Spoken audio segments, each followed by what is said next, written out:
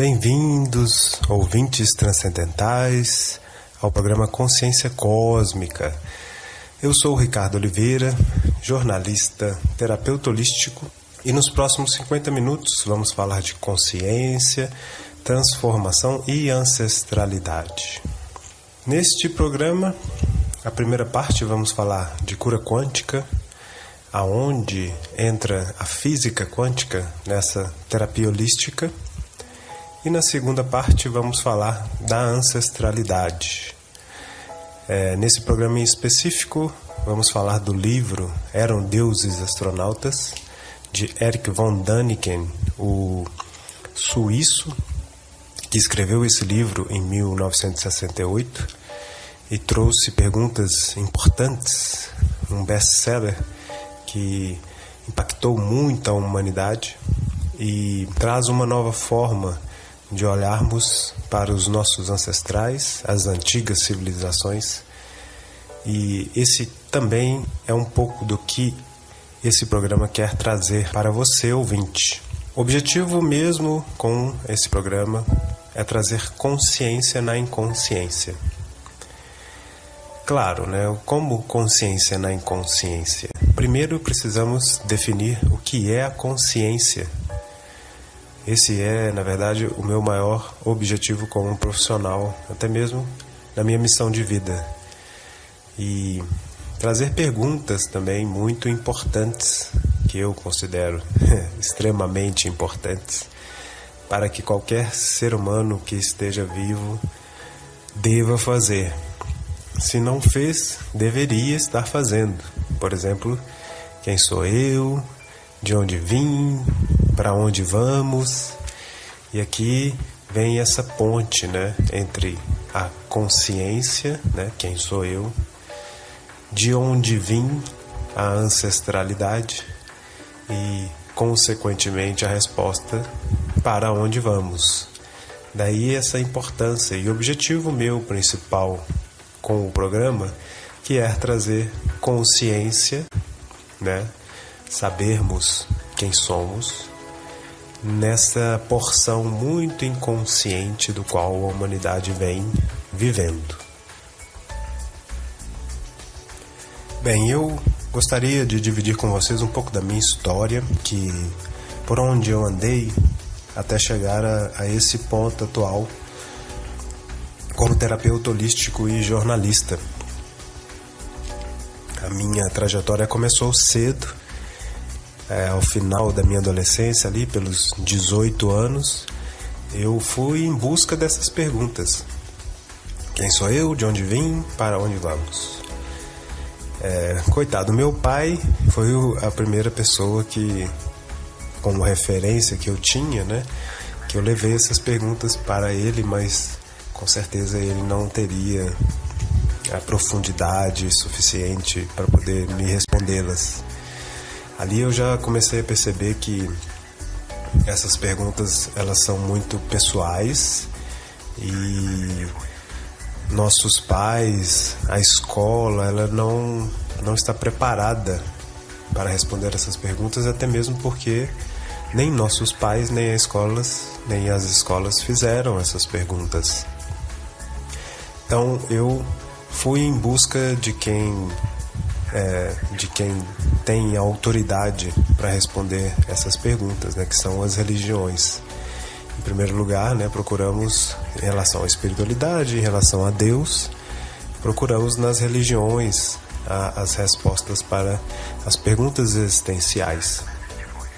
Então eu passei por muitos grupos religiosos e doutrinas em busca dessas perguntas. Comecei com o espiritismo, depois comecei a estudar um pouco de ufologia, nunca encontrando realmente respostas satisfatórias. Cheguei a buscar também no xamanismo, por volta de 2006. Essas perguntas eu comecei a fazer por volta do ano 2000. E em 2006 eu encontrei o xamanismo e me identifiquei muito, até mesmo porque eu sou descendente de índio, né? Até na minha ancestralidade eu tenho raízes indígenas. Então, com o xamanismo encontrei-me à vontade, porque porque o xamanismo apresentou algo muito prático em relação a essa busca, né, da resposta de quem eu sou. O xamanismo hoje em dia, existem várias práticas, até mesmo com plantas de poder, cerimônias, onde você pratica o transe para poder encontrar de uma forma mais profunda essas respostas. No xamanismo eu fiquei por muito tempo, de 2006 até 2011. E quando 2011 eu conheci a cura quântica. Ali realmente eu encontrei o fim da busca. Porque no xamanismo, apesar de eu ter uma experiência muito prática com o meu inconsciente, né, navegando pelo mergulho interno, ainda assim algumas coisas ficavam abstratas, porque durante essas cerimônias, você vivencia muitas coisas reais, né, para quem está vivenciando, mas ainda assim que não podem ser repetidas e comprovadas. Então, fica um pouco abstrato toda essa experiência. E acaba que com a cura quântica, ali eu tive a união da razão com a intuição. A cura quântica, ela hoje, como terapia holística, a cura quântica, ela tem como sua base teórica experimentos científicos que comprovam a influência da consciência na realidade. Então ali eu pude encontrar ser contemplado com o fim da minha busca, porque eu tinha agora, de forma mais palpável ao meu racional, respostas para de onde eu vim e para onde eu vou. Quem sou eu realmente? A cura quântica, o trunfo dela está em unir a nossa parte racional, o hemisfério direito do cérebro, com o hemisfério esquerdo, intuitivo, razão e intuição caminhando juntas. Por isso, desde então, eu venho me aperfeiçoando com a cura quântica, pesquisando os cientistas que são pioneiros nesse caminho, e encontrei algo realmente muito eficiente para que as pessoas possam compreender a sua existência, utilizando também de experimentos e comprovações que a gente chama de checkmate na mente. Não é mais uma afirmação abstrata, mas algo realmente comprovado. Agora, se faz necessário que eu explique um pouco a origem da cura quântica. Esse é um tema dos quais muitos alunos e fãs também do meu trabalho me trazem essas questões, porque existem muitas técnicas diferentes de cura quântica e isso traz um pouco de confusão. Eu faço questão de trazer esse conhecimento para poder também desmistificar um pouco sobre o que é a cura quântica e de onde ela veio, né? A primeira pessoa que cunhou o termo cura quântica, quem criou esse termo, foi o médico indiano Deepak Chopra. Ele foi realmente o pioneiro. Em 1989, ele escreveu o livro Cura Quântica, e o trabalho do médico de Chopra reúne o conhecimento do novo paradigma científico da física quântica. Então, o que Deepak Chopra fez foi olhar para esse novo paradigma, algo que a gente vai falar daqui a pouco, e compreender que no momento que as pessoas entendiam, acessavam essa informação, o novo paradigma científico, eles obtinham uma cura em relação à forma que estavam enxergando a realidade, uma mudança realmente de paradigma, fazendo as pessoas enxergarem a realidade diferente e também a si mesmo nessa realidade. Então, enxergar a realidade diferente e se enxergar diferente nessa realidade, isso gerava uma cura. Daí o termo cura quântica. Deepak Chopra foi o pioneiro. A partir de então, começaram a surgir técnicas, né? Até pelo dicionário, técnica quer dizer conjunto de procedimentos. Então, depois que Deepak Chopra traz essa informação, outras pessoas começam a olhar para ela e começam a gerar técnicas, métodos de aplicação de cura. Daí, então, temos muitas outras técnicas, como a cura reconectiva, o Quantum Touch, né, o toque quântico de Richard Gordon, a TQC, cura quântica, transformação quântica da consciência, criado pela Silvana da Cunha. Em 2015 eu criei a minha própria técnica, a conexão quântica, que é baseada em frequências de cura. Veio também Theta Healing, barra de Access. Todos esses métodos, eles têm a mesma base teórica. E essa base teórica é o novo paradigma científico da física quântica. Aí fica mais fácil de entender, né? Por que tantas técnicas e por que tantas curas quânticas? A verdade é que são várias pessoas olhando para a mesma informação e traduzindo essa informação a seu modo. Eu gosto muito de deixar claro que são principalmente essas técnicas novas dos últimos 30 anos, todas são muito eficientes. Eu não considero nenhuma melhor do que a outra.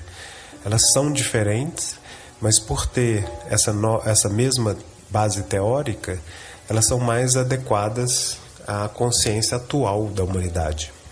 Por isso que são eficientes e rápidas em gerar curas nas pessoas que procuram elas como terapia. Bem, vamos então falar sobre paradigmas, né? O que é um novo paradigma científico da física quântica, do qual o médico Deepak Chopra abordou em seu livro, né? O que é paradigma? Vamos primeiro começar por aí. O que é paradigma? Paradigma é um conhecimento que ele é coletivo, aceito por todos, né? Então, tínhamos na Idade Média o paradigma de que a Terra era plana e o centro do universo. O Sol girava em torno do planeta plano, né? E vem Galileu Galilei e traz um novo paradigma, dizendo que não, na verdade aqui o nosso planeta gira em torno do Sol. Mudanças de paradigma normalmente elas sofrem resistência, tanto que Galileu Galilei foi para a Inquisição e teve que negar. Realmente imagino que deve ter sido muito difícil para ele, obrigatoriamente, né? Dependendo de sua vida para isso, tendo que negar o que ele acabou de descobrir diante da Igreja e da Inquisição. Isso só para lembrarmos como normalmente há resistência para novos paradigmas. Mas esse é um paradigma bem conhecido, né? Mais fácil de citar. Agora, existiam outros paradigmas mais simples. Antes de termos aí o automóvel, antes de termos as máquinas que nos ajudam a movimentar, né? Existia o paradigma de que se o corpo humano estivesse numa velocidade maior do que 50 km, se o corpo humano se colocasse em movimento a mais de 50 km, ele não iria resistir à velocidade e ia começar a se despedaçar. Como assim, né? Mas esse era um paradigma, porque o ser humano ele nunca tinha se colocado numa velocidade maior do que essa, porque antigamente o deslocamento acontecia através de cavalos, né? Quando veio a tecnologia do trem a vapor, muitas pessoas tinham medo de andar no trem, pensando que o corpo poderia não aguentar a velocidade. E esse paradigma só foi realmente quebrado com o trem a vapor. Então, qual é o novo paradigma que a física quântica trouxe? E aí, eu te faço uma pergunta muito importante que te coloca em contato com um paradigma que pode estar inconsciente em nós. Você acredita que você pode influenciar a matéria? Quando eu falo matéria, matéria bruta mesmo. Você pode estar diante de um objeto, pode estar dentro de uma sala com paredes. Então eu pergunto, será que você pode influenciar esses objetos inanimados que está à sua volta com o pensamento? O que você acha? Bem, a física quântica comprovou, através do experimento da fenda dupla, de que os átomos eram influenciados através da observação científica. Isso quer dizer que o átomo se portava de uma determinada forma quando não era observado e se portava de uma outra forma quando era observado. O experimento da fenda dupla, ele é bem complexo. Vocês podem estudá-los através do documentário Quem Somos Nós. Ele está acessível no YouTube. É fácil consegui-lo para assistir e entender mais, mas o meu objetivo aqui não é me atentar tanto às explicações científicas e às equações que estão por trás desse experimento. O meu ponto, e é o que o novo paradigma científico gera como cura, é atentar a essa influência que o observador gera na matéria. O documentário Quem Somos Nós, ele é de 2004. Foi a primeira vez que os cientistas vieram a público para explicar ao leigo sobre essas descobertas. Provavelmente, para a maioria dos espiritualistas, já até assistiram esse documentário. Ele é muito complexo, até a forma de explicá-lo eu acho até bem interessante, mas toda vez que eu assisto, eu aprendo algo novo, porque é muita informação. Mas o que é mais importante para a gente aqui, como quebra de paradigma, é uma comprovação científica dentro de um experimento de laboratório, aonde a gente tem essa comprovação de que o observador, que é como a física quântica chama a nossa consciência, o observador, ele influencia a matéria através da observação, quando está observando ela.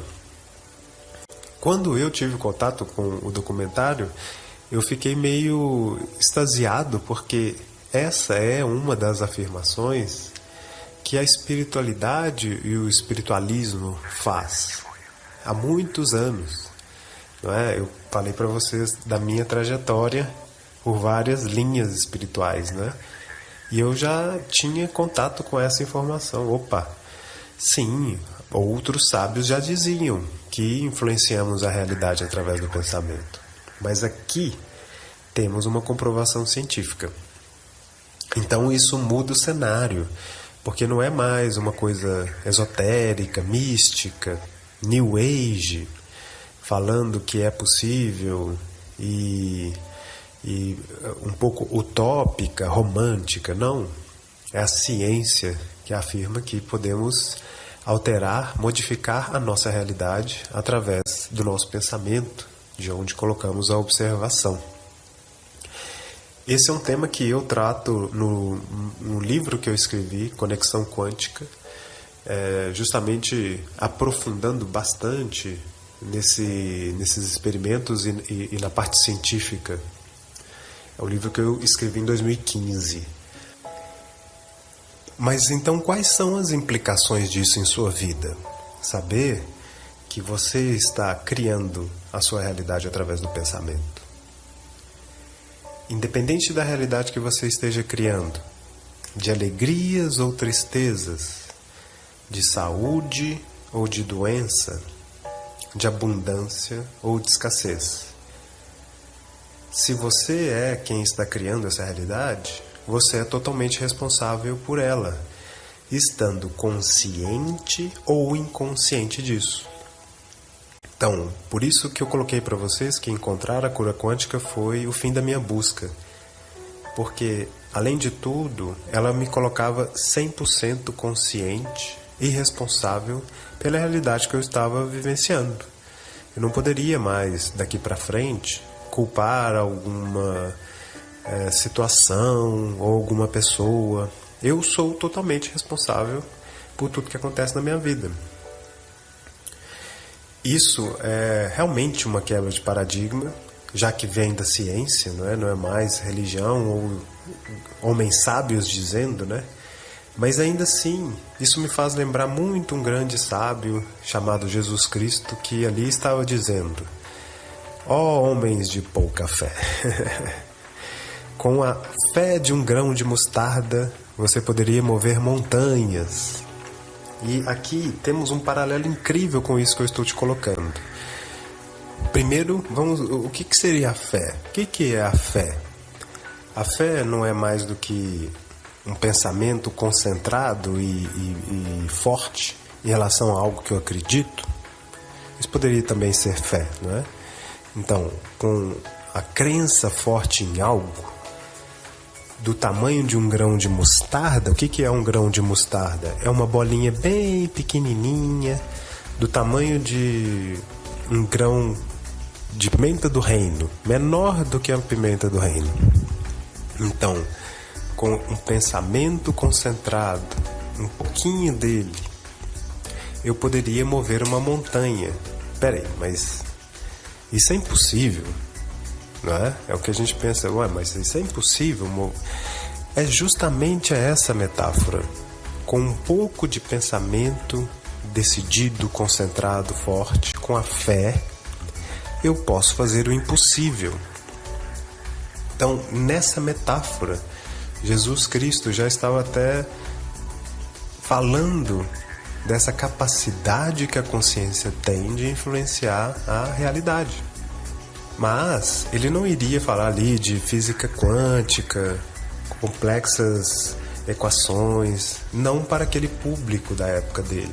Então ele falava em metáforas. Mas é incrível fazer essa comparação. Então, o que a cura quântica trouxe para mim, além da compreensão do poder da consciência, foi a responsabilidade de que eu posso viver a realidade que eu quiser. E isso é bem as promessas de que a maioria das religiões trazem para o ser humano. A maioria.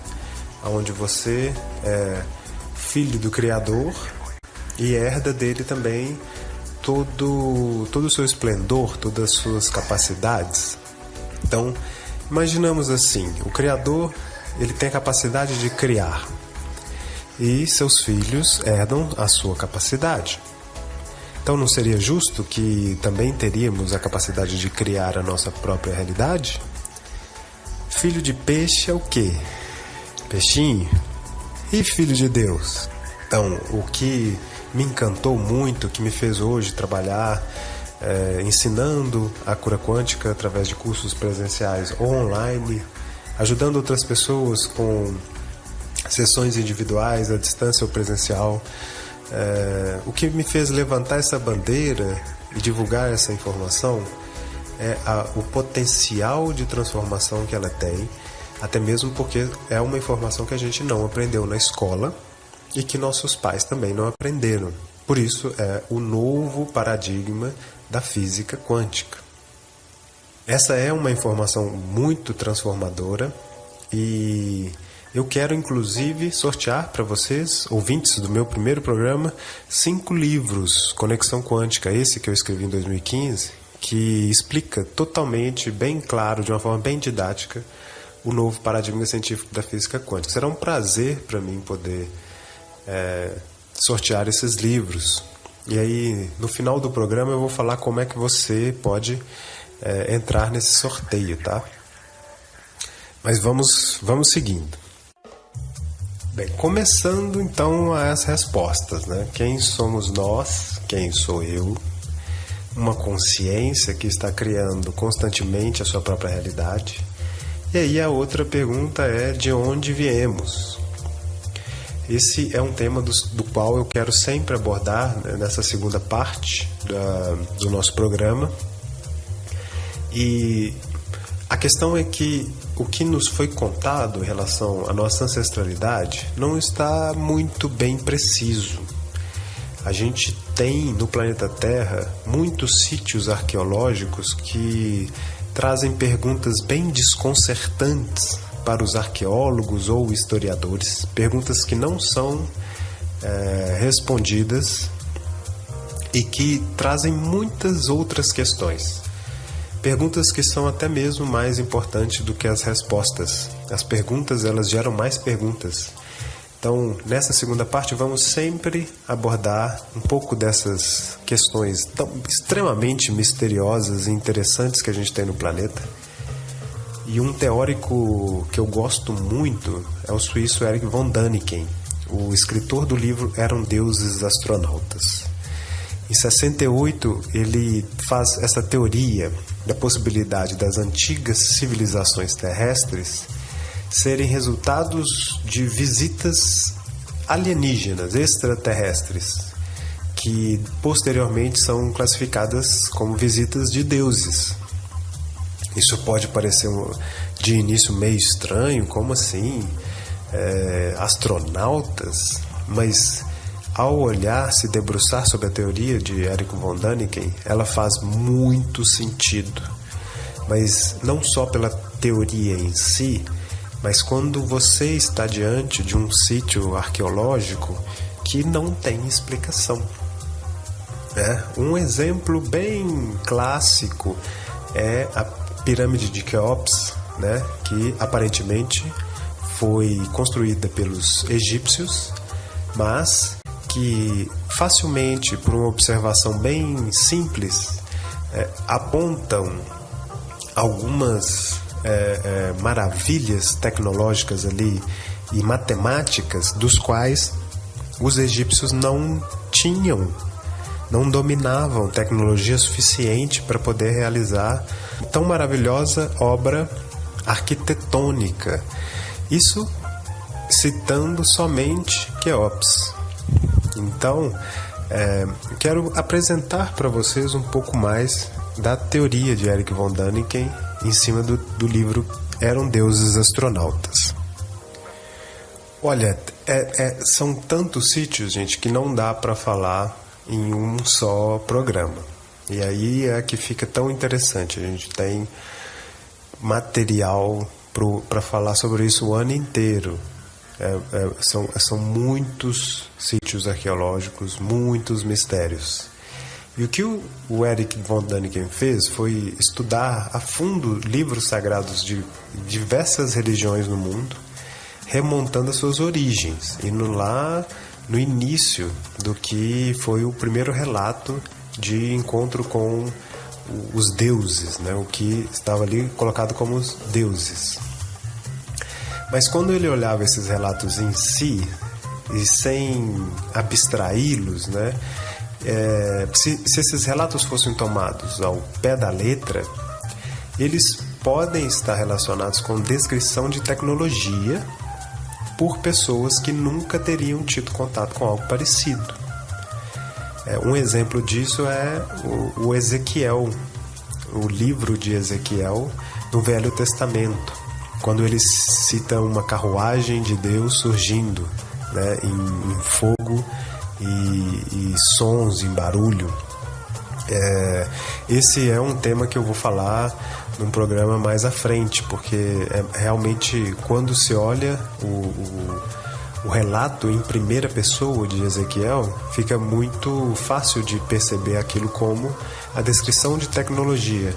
E isso não é só o Erich von Däniken que está falando, ou mesmo uma visão nossa propriamente dita, mas inclusive cientistas da NASA perceberam que aquilo ali se tratava de uma descrição de tecnologia e remontaram, fizeram uma maquete do que deveria ser essa carruagem, né, que Ezequiel coloca.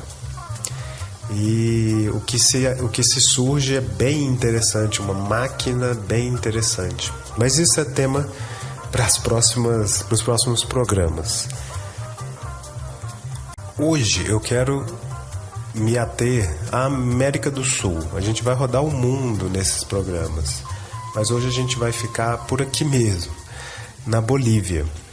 E hoje eu quero falar de Pumapunku, que é um sítio arqueológico em Tiwanaku, na Bolívia, que fica a 4.000 metros de altura.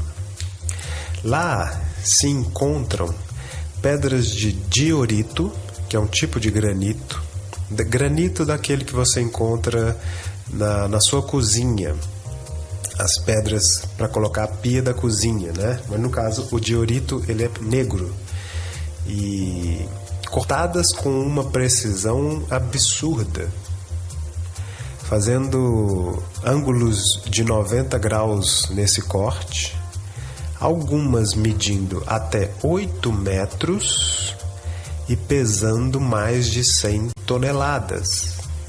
Então, como explicar essas enormes pedras de diorito em Pumapunku? Os arqueólogos, eles são confusos quando dão a explicação para o que poderia ser, até porque acreditam que foi construído o sítio pelos índios aimaras, que são os índios da região, há mais de 2.000 anos atrás. Porém, os índios aimaras, eles não teriam tecnologia para poder movimentar, cortar essas pedras e poli-las, né? Quando se olha, e eu recomendo muito que vocês vão no YouTube e digitem Pumapunku, Pumapunko, Pumapunku, para que você possa ver essas pedras que eu estou falando. Aqui no rádio não tem como, né? Mas quando você vê, fica muito claro que aquilo ali só poderia ter sido feito com cortes a laser, ou mesmo tecnologia que hoje, inclusive, seria muito difícil de reconstruir, e os cientistas tentaram reconstruir e perceberam que até mesmo com a tecnologia usada hoje, se fosse feito cortes a laser, não ficaria próximo ao que está ali, não é?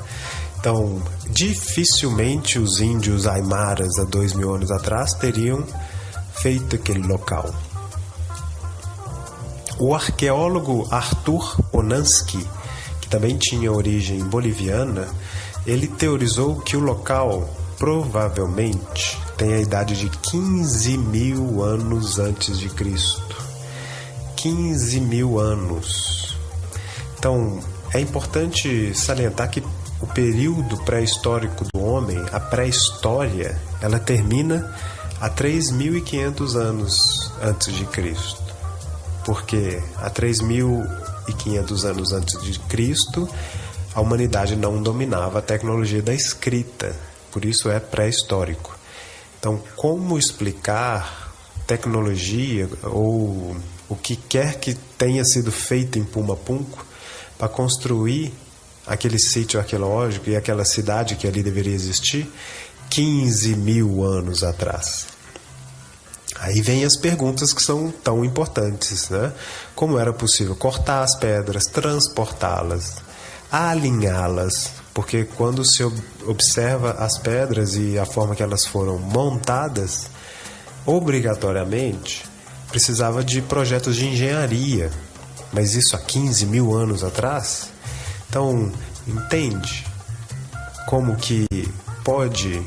E estamos diante de algumas perguntas que fazem mudar completamente o que achamos que é a nossa história. E eu estou falando de América do Sul, eu estou falando da Bolívia. E estamos bem diante de algo que toda a comunidade científica e arqueológica prefere ignorar.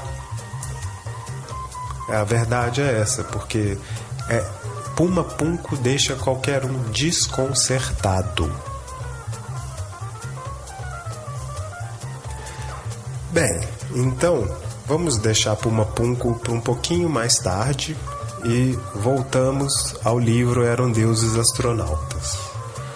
Eu quero colocar para vocês a base teórica de Eric, qual é essa base teórica e o que nos faz olhar para as antigas religiões e pensar nelas como grandes seres que vieram ao planeta, seres que às vezes poderiam dominar muita tecnologia, talvez até mais tecnologia do que temos hoje.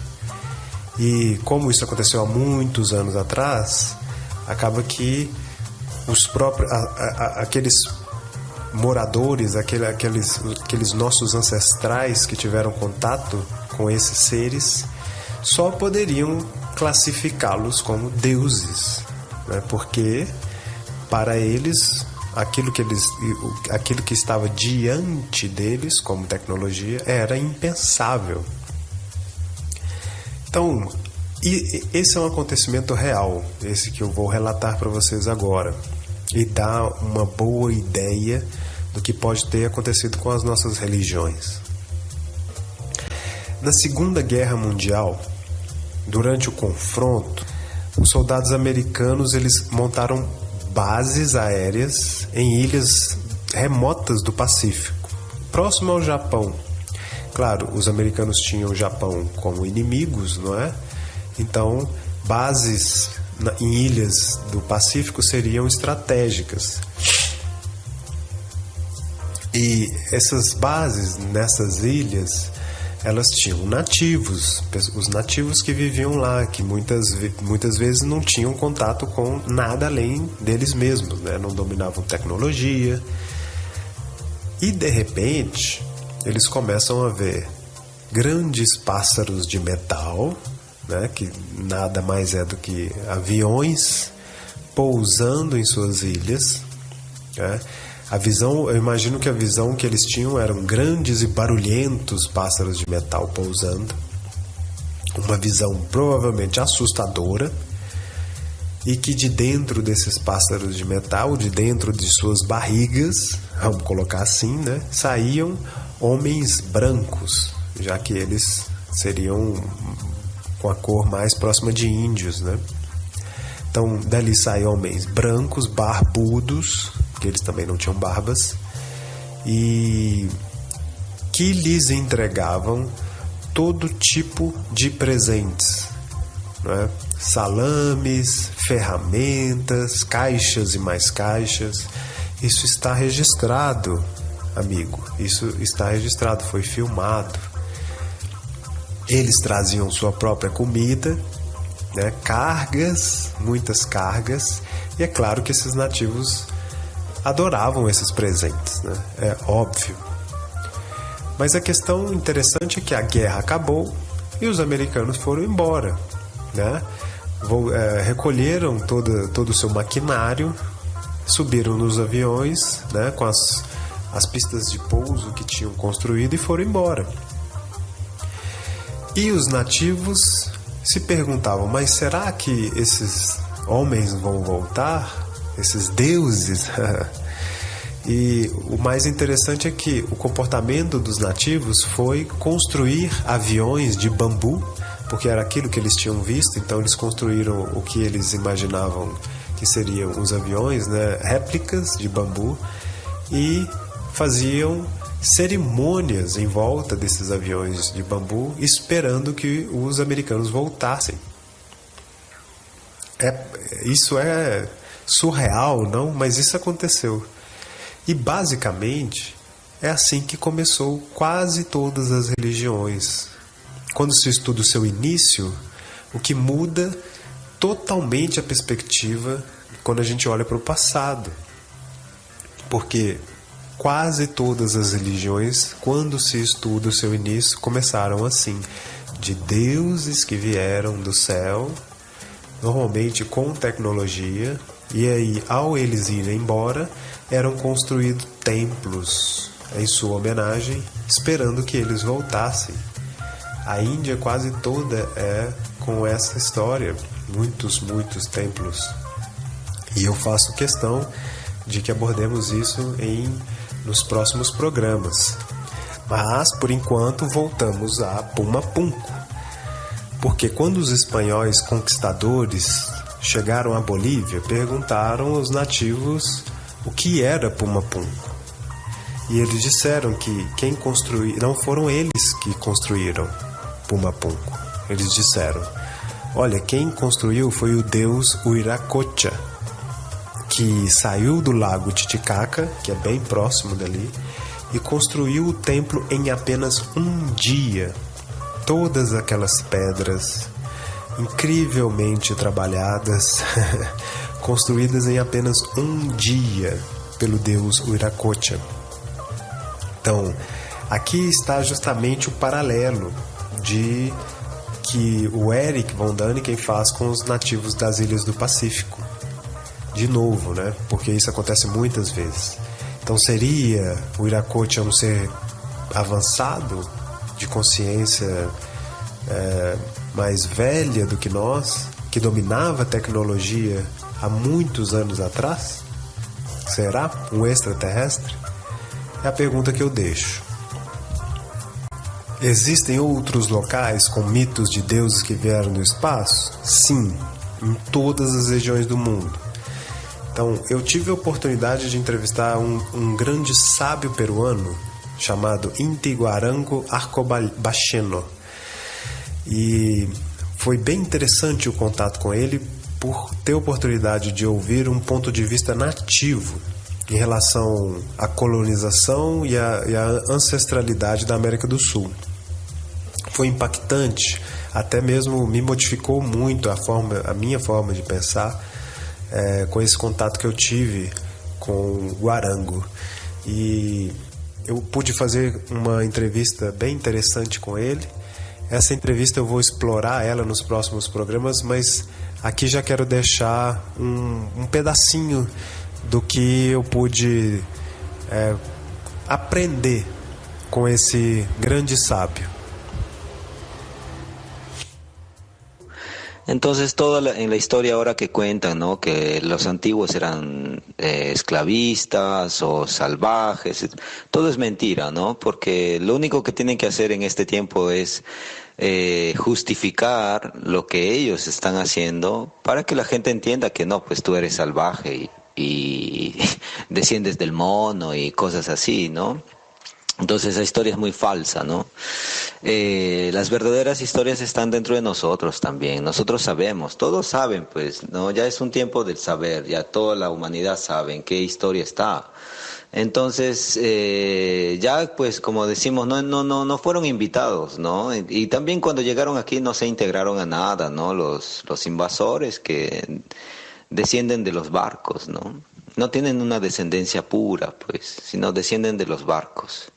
Y por eso no tienen, o sea, ese principio, ¿no? Del ser, ¿no? Y cualquiera hasta este tiempo, no comprenden, pues, esos conocimientos con la madre naturaleza. Y están siempre, como decir, muy superficial en una filosofía que no tiene vida, ¿no? Solo letras nada más y mente. Entonces son espacios vacíos. Por eso las personas están todos perdidos. Entonces siempre quieren llenar ese espacio que está muy vacío y ¿qué hace? Destruye. De cualquier forma, ¿no? Con sus imponencias, ¿no? Y sus, como dice, sus gurús, sus dioses, así. Bueno, hermano, si te gusta tu gurú, tu dios, pues vaya para allá, ¿no? ¿Qué haces aquí donde nosotros pues vivimos nuestro mundo, ¿no? Tenemos nuestra cosmovisión, nuestro calendario, todo, ¿no? Y tenemos un gran respeto y respeten, ¿no? Esa visión, respetan al ser humano, ¿no? Esa es la que tiene que volver, el gran respeto, ¿no? Quien quiere vivir en su isla con todo su cuento y su historia, pues hermano, vive allá. Pues aquí nosotros ya estábamos aquí mucho antes que ustedes llegaran, ¿no? Entonces, no necesitamos, ¿no? Entonces, que si crees en esa violencia, en esa invasión, bueno, hermano, o sea, el cosmos es muy grande. Y dentro del cosmos está el conocimiento de la gran Pacarina y así va avanzando. Entonces, las puertas están abiertas para todos los que se quieran integrar y unir esas fuerzas del gran conocimiento de la vida libre, y respeto a la vida y sembrar la vida para cosechar la vida, así nomás. Con la tierra es primero, el primer paso. Y luego ya pues, o sea, ¿a dónde te vas a ir cuando este planeta sea destruido, no? ¿A dónde te vas a ir? No te vas a llevar nada tampoco, entonces por las puras están todos como loquitos detrás de una pelota o detrás de las novelas, ¿no? Entonces pierden el tiempo y la vida, que es tan sagrada y tan divina y muy, pues muy profunda também. Então a figura do Inti ela surge impactante para mim e obrigatoriamente eu sinto de compartilhar esse conhecimento, até mesmo porque eu sou um estudante das antigas civilizações, Eric von Däniken, Nassim Haramein, outros cientistas que também falam da nossa ancestralidade e do conhecimento ancestral, mas ouvir isso de um nativo americano da América do Sul, nativo americano, é bem impactante porque realmente nos faz perceber que hoje a mentalidade que estamos agindo sobre a Terra está destruindo o planeta e nos desconectando com a nossa ancestralidade, com aquilo que nós somos, né? O mais interessante é pensar que isso está dentro de nós e estamos inconscientes. Então, esse é o nosso primeiro programa.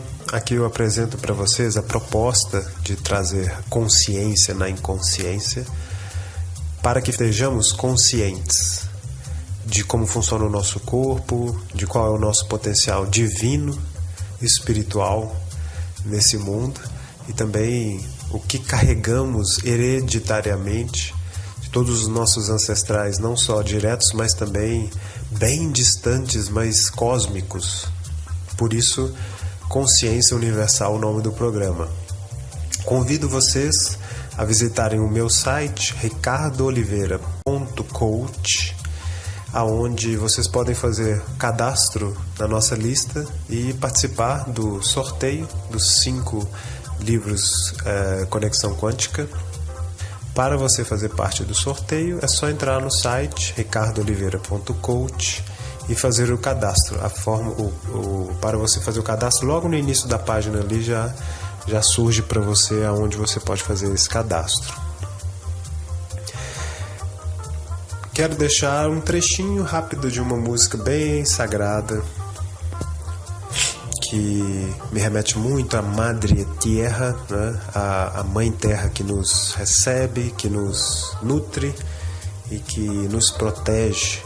Então, depois dessa fala tão poderosa de Guarango, né, que vai voltar em outros programas também com muito conhecimento ancestral, fiquemos com Madre Tierra. Muito obrigado e até o próximo programa. Um grande abraço.